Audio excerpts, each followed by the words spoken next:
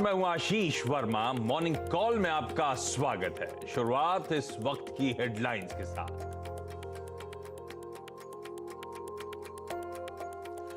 बाजार के लिए ग्लोबल संकेत मिले जुले। एशिया में निकेई और एसजीएक्स निफ्टी 0.25% मजबूत। डाउ फ्यूचर्स में भी हल्की बढ़त। हालांकि कल 270 अंक फिसल कर बंद हुआ था डाउ। डिमांड घटने की आशंका से कच्चे तेल में नरमी जारी। $72 के नीचे आया ब्रेंट। उधर डॉलर और बॉन्ड यील्ड में मजबूती से सोने की चमक फीकी। $1800 के करीब पहुंचा COMEX gold. Market regulator SEBI ने T+1 सेटलमेंट साइकिल को दी मंजूरी। एक्सचेंज को दिया नया सिस्टम शुरू करने का ऑप्शन। बदलाव से पहले देना होगा 1 महीने का नोटिस। अभी 2 दिन के बाद सेटल होते हैं सौदे। आज कैबिनेट की बैठक में टेलीकॉम सेक्टर के लिए राहत पैकेज पर चर्चा संभव। स्पेक्ट्रम लाइसेंस फीस और एजीआर को लेकर रिलीफ मिलने की उम्मीद। कल टेलीकॉम शेयरों में दिखी थी तूफानी तेजी। और टेक्सटाइल शेयरों में आज बढ़ सकता है एक्शन। सेक्टर के लिए पीएलआई स्कीम पर मुहर लगा सकती है कैबिनेट। किसानों के लिए रबी फसलों के एमएसपी में बढ़ोतरी का भी फैसला संभव। सीएनबीसी आवाज एक्सक्लूसिव।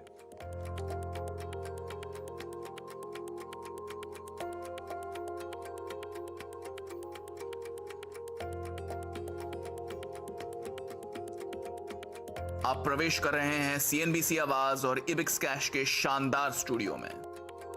चलिए तो मॉर्निंग कॉल की शुरुआत कर ली जाए सीएनबीसी आवाज इबिक्स कैश स्टूडियोज से। और आज है बुधवार का दिन, हफ्ते का मिड पॉइंट, कल की वो वीकली एक्सपायरी से पहले वाला सेशन। और आज दिन भर सेशन की इंपॉर्टेंस तो है ही है कि वो पेनल्टीमेट सेशन है, पर आज दिन भर न्यूज फ्लोज, खबरें हैं, दिन भर मार्केट्स में एक्शन बढ़ती रहेंगी।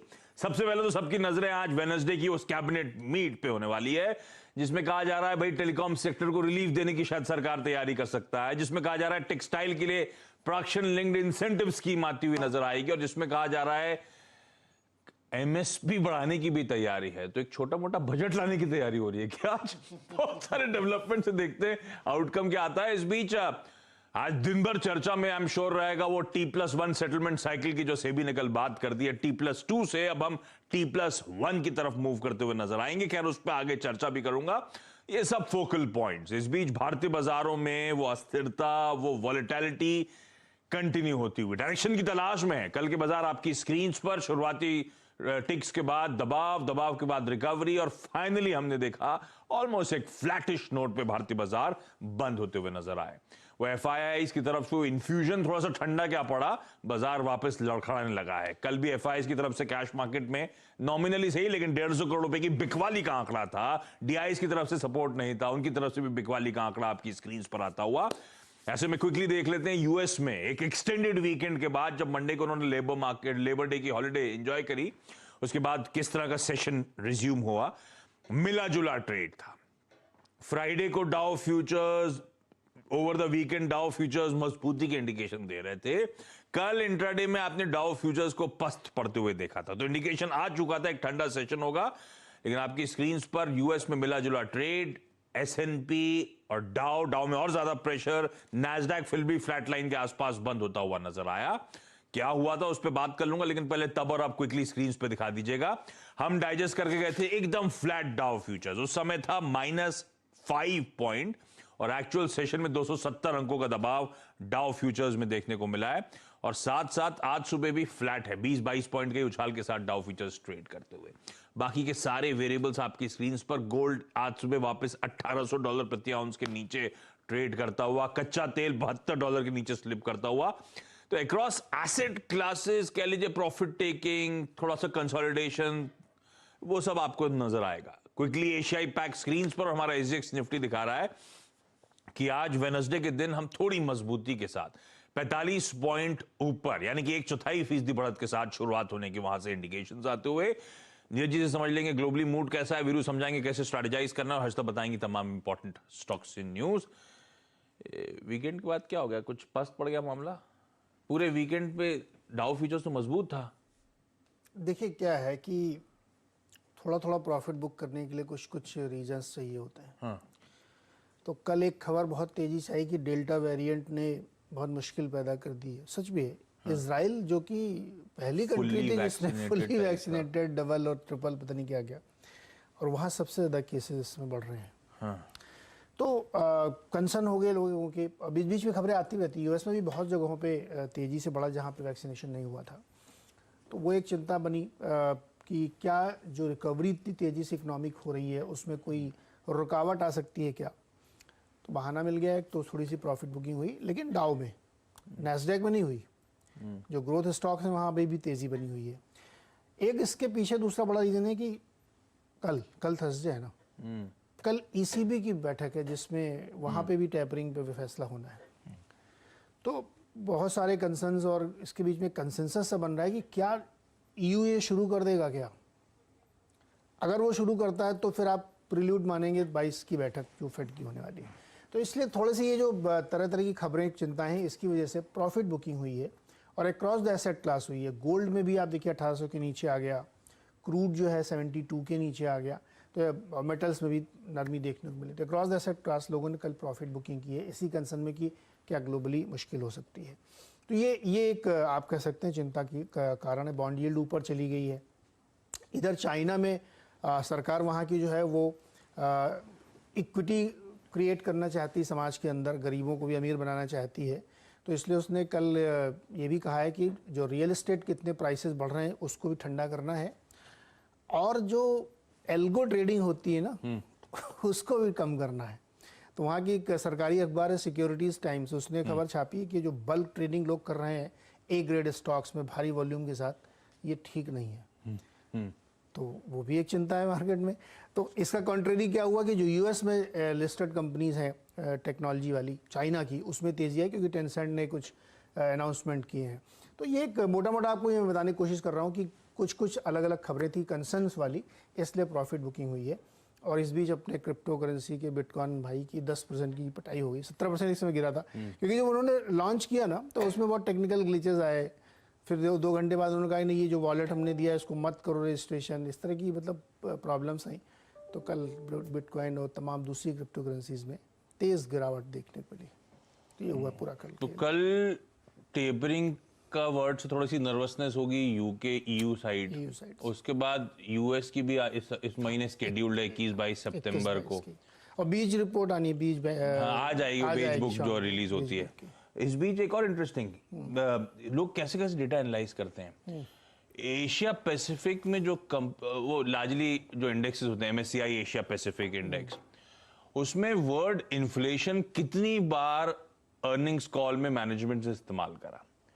282 टाइम्स अर्निंग्स कॉल में इन्फ्लेशन का वर्ड आया, जो 18 साल में सबसे ज्यादा है।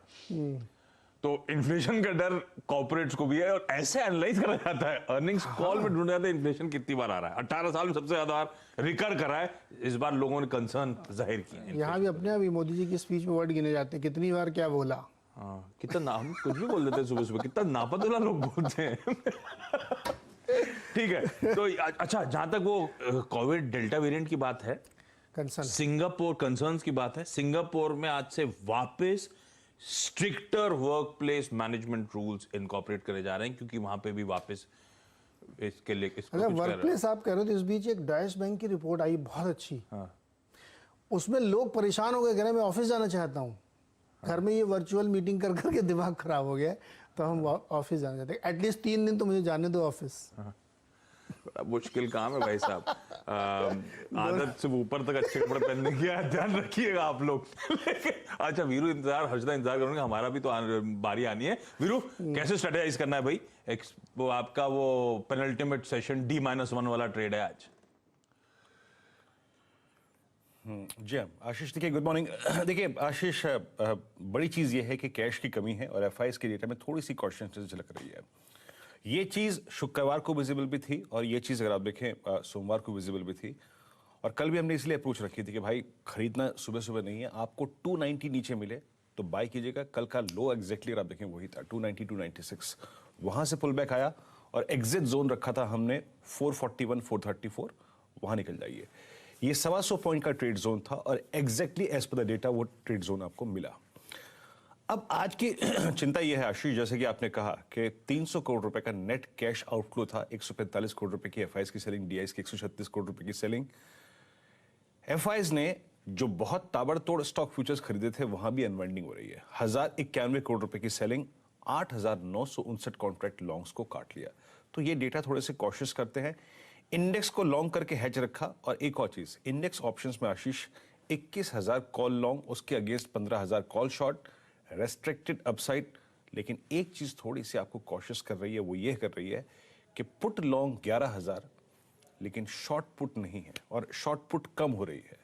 शॉर्ट पुट का कम होना बाजार के बेस के लिए एक अच्छा संकेत नहीं होता है। मेरी अप्रोच क्या होगी? देखिए, मैं अभी भी मानता हूं जिस प्रकार की कॉल राइटिंग, अब आप देखिए दो कॉल्स को, 17,400 में 51 लाख का आउटस्टैंडिंग हुआ है। 17,500 की कॉल में आप देखें 53 लाख का आउटस्टैंडिंग हुआ है। 1.25 करोड़ कॉल्स खड़ी हैं, 17,400 17,500 पे। 410, 17,410 17,442 एक एग्जिट जोन रहेगा मेरे इस आंकड़े के मुताबिक।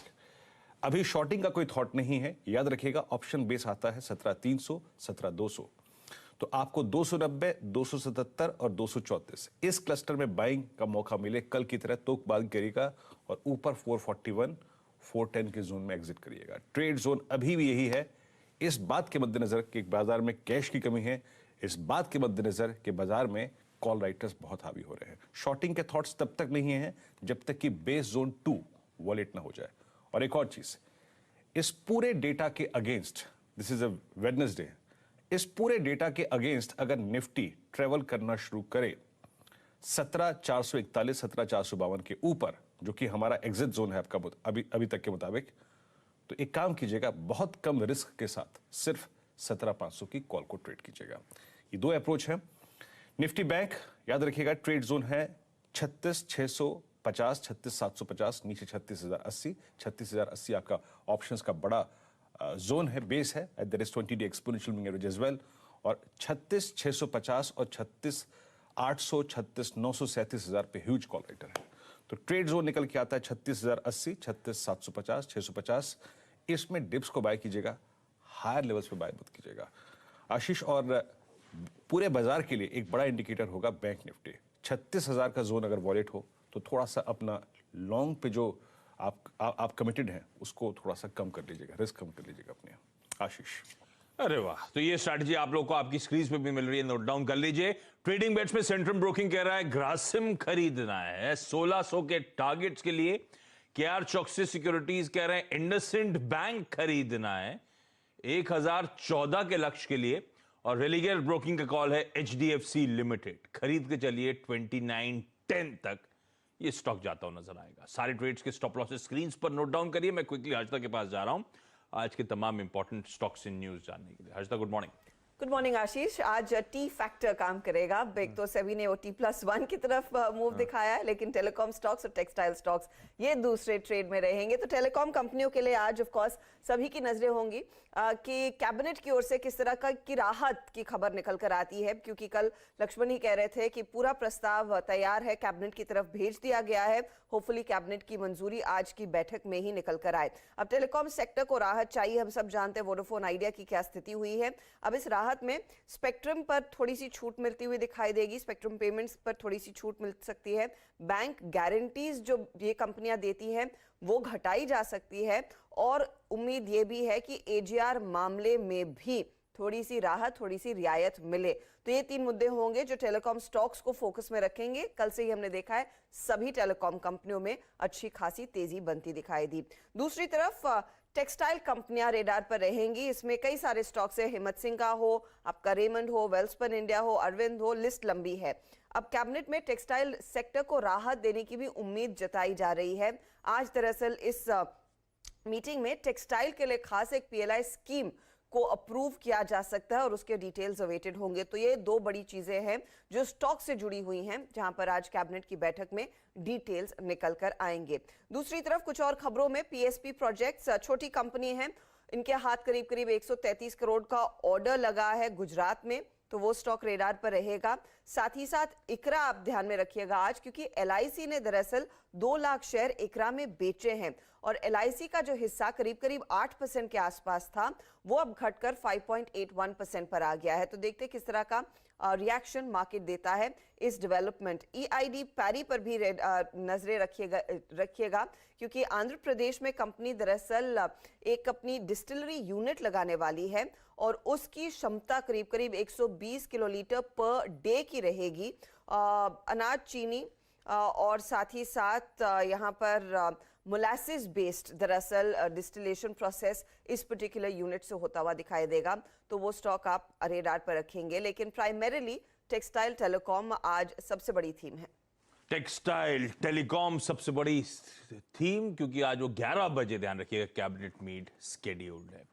और तीसरा टी, वो T+3 से T+2 आए थे हम लोग 2003 में, और अब हम T+2 से T+1 सेटलमेंट साइकिल की तरफ मूव करने की कर रहे हैं तैयारी। अच्छा, इस बीच वेदांता को आप रखिएगा, वो जो 18.5 रुपए का डिविडेंड है, आज उसकी एक्स डेट है, तो एडजस्टमेंट स्क्रीन पे होगा, बहुत सारे हैं, वो आप लोग देख लीजिएगा CNBC आवाज के ट्विटर फीड में। आज से लेकर वीकेंड तक मेट की वार्निंग है भाई, मुंबई में ताबड़तोड़ बारिश की तैयारी हो रही है, तो ध्यान रखना है। और ओला के वो जो S1 प्रो इलेक्ट्रिक स्कूटर्स जो आए थे, आज बुकिंग शुरू हो गई थी, आज से वो उसकी बिक्री शुरू होती हुई नजर आएगी। चलिए इस नोट पर क्विकली छोटा सा ब्रेक के उस पार कमोडिटी और करेंसी मार्केट्स की टॉप स्ट्रैटेजीज।